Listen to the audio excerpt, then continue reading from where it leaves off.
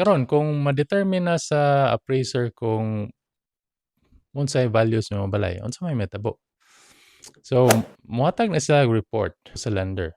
So, naay report nga mo determine pila man to'y exact sila number nga ibutang. Let's say, ang offer nga gidawat is 500,000, no? Mao na siya atong kontrata.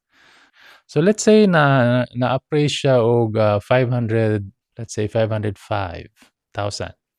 So, 5,000 more than the contract price, no?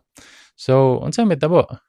Ang mahitabo ana, ang lender okay ra siya nga mo-proceed sa loan. Kaya ngano, ang appraised value mas dako pa man sa contract price. So, okay ra siya mo-proceed.